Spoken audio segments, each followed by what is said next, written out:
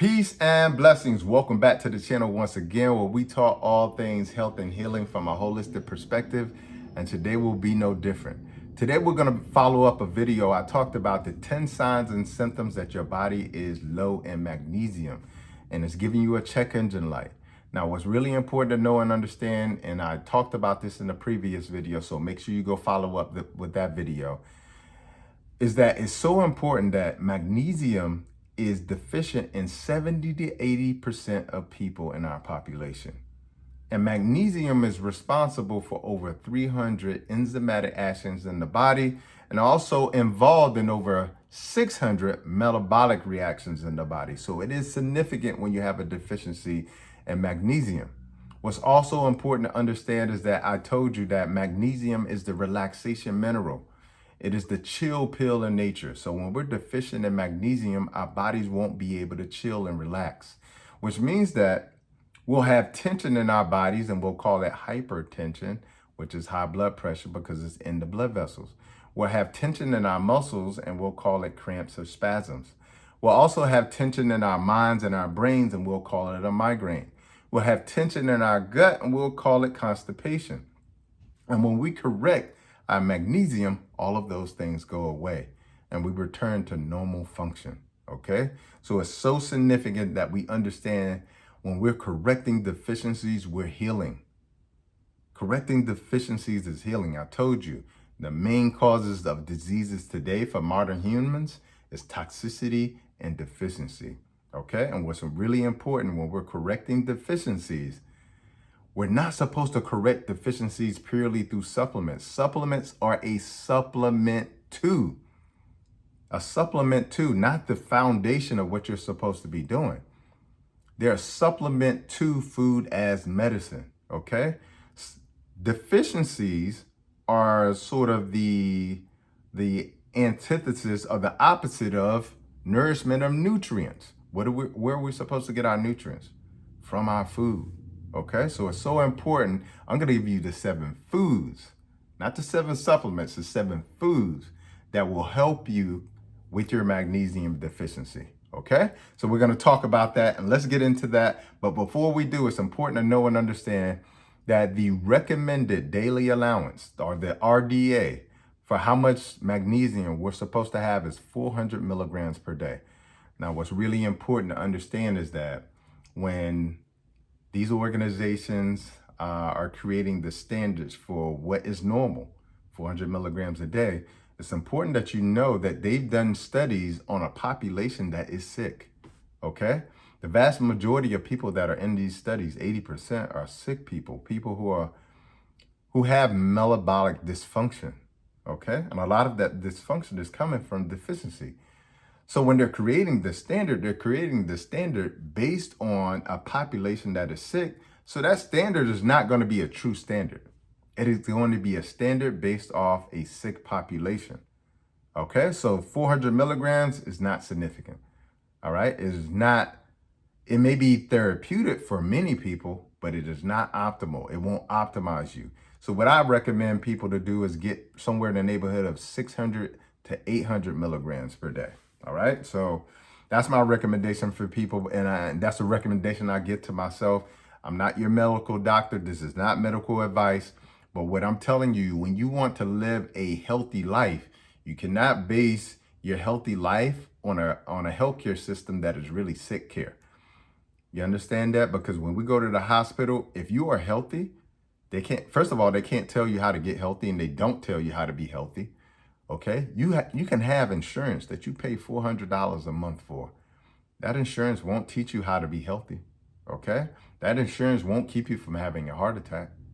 All right, so it's important to know and understand our healthcare system is really sick care. They only know how to treat sick people. They do not know how to make healthy people. All right, so let's get into those 7 foods. Those 7 foods that are going to help you correct that magnesium deficiency. Food number 1. Avocados. When I tell you I love avocados, I love avocados. I knew nothing about avocados when I first started my plant-based journey 12 years ago. I knew nothing about an avocado, even though I ate guacamole. I had no idea what I was eating. But I thank God for creating avocados, because here's the beautiful thing about avocados. You're not only going to get 70 to 100 milligrams of magnesium from one avocado. The cool thing is you're going to get a ton of other vital nutrients as well too. You're going to get healthy fats, which are essential and most people are deficient in. Most people get a lot of fats, but they're getting the unhealthy fats. And healthy fats actually help with inflammation in the body. You're not only going to get that, you're going to get a ton of potassium, which is the number one important mineral. And the second is magnesium. So you're also going to get potassium and magnesium. And you're also going to get a lot of fiber, which is good for the gut as well too. So that's the importance or difference between supplementation and actual food as medicine. All right. Number 2, cacao. Cacao. I love cacao. We have cacao at iHeart Fruit Box at our farm, our tropical fruit farm. Man, when I tell you, it is an amazing thing to be able to have access to these type of fruits. Most people have not seen what real chocolate looks like, okay? And so if you haven't, go check us out at iHeartFruitBox.com. You can see what a cacao looks like. And when you cut it open, it looks like this alien jelly pod. But when you suck on them, it literally tastes like a Jolly Rancher. And when you crack that pod open, on the inside is the chocolate, real chocolate, not that fake stuff, not like Hershey's chocolate, but the real chocolate. And that chocolate that comes from cacao, that pure cacao, has 449 milligrams of magnesium. When I tell you that is significant, that is very significant, okay? 449 milligrams of magnesium. That is 130% of the RDA that I mentioned before, okay? So cacao, check us out, iHeartFruitBox.com. You can learn more about cacao. And so that's how I get a lot of my magnesium, okay? I'll tell you about the other ones after this. But number three are gonna be nuts. And one of my favorite nuts is Brazil nuts. And I love Brazil nuts because you're gonna get somewhere around 175% of your selenium on top of the 26% of the RDA of magnesium that you actually need in your body as well too. So with Brazil nuts, you're not only gonna get the magnesium, but you're also gonna get some of that selenium, which is absolutely essential for your thyroid health.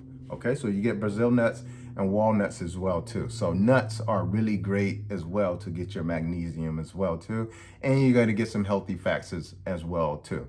All right, number four are seeds. And one of my favorite seeds is sesame seeds. You're gonna get about 340 milligrams from sesame seeds, okay? You also can have chia seeds as well. You're gonna get somewhere in the neighborhood of 335 milligrams, and that's 23% of your RDA, okay? So seeds are a major game changer as well. And then you have green leafy vegetables. And as I explained in the previous video, magnesium is essentially the central atom in all of chlorophyll. Chlorophyll is essentially plant blood. When you do juicing and you get all of that green juice out, that green color is coming from the chlorophyll that went through photosynthesis, okay? That magnesium, okay? So when we compare chlorophyll to blood, the only difference between the two is magnesium is at the center of chlorophyll in terms of the molecule, and then iron is at the center of blood. That is the only difference, okay? So that tells you that they're very related, all right? So you're not only getting nourishment in your body from that standpoint, but you're getting the magnesium you need as well too, okay?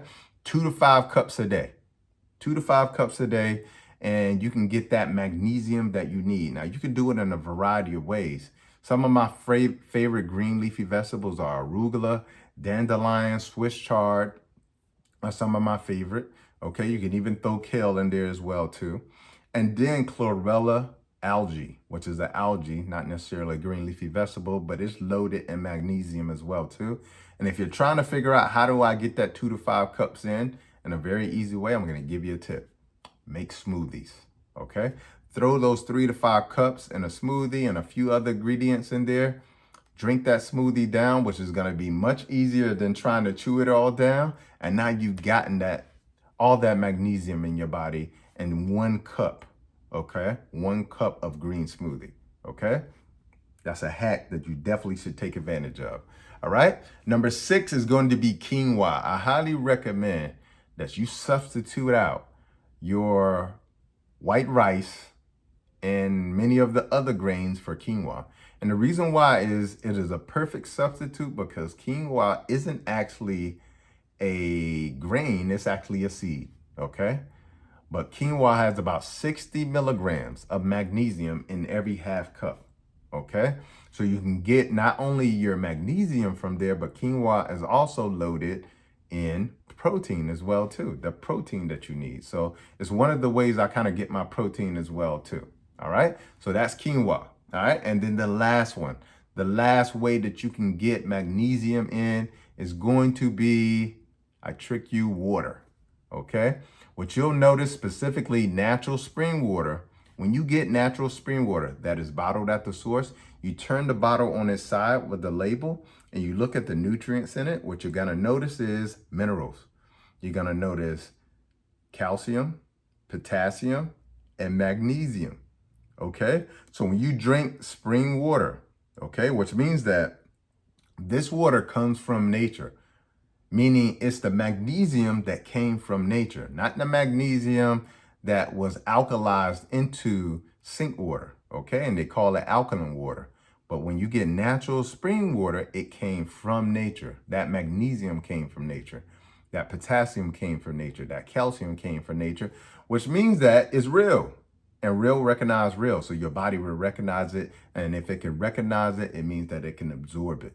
Okay, so that's the number 7 way that you can get magnesium in your diet is by switching your water to natural spring water so that you can not only get that magnesium that you need, you can also get other vital minerals as well too. Okay, so I hope you have enjoyed today's video.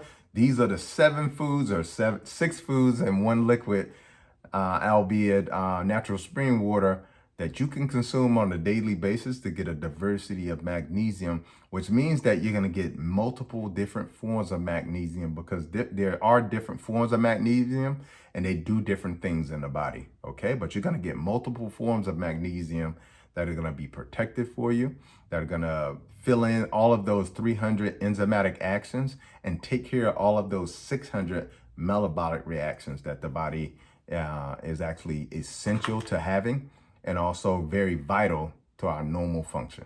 Thanks for watching this video, but be sure to check the next video out that's right here. But everything I talk about is how do we take a holistic and natural approach to healing other than a man-made approach? And also, how do we prevent dis-ease in the body as well too? Because, you know, they say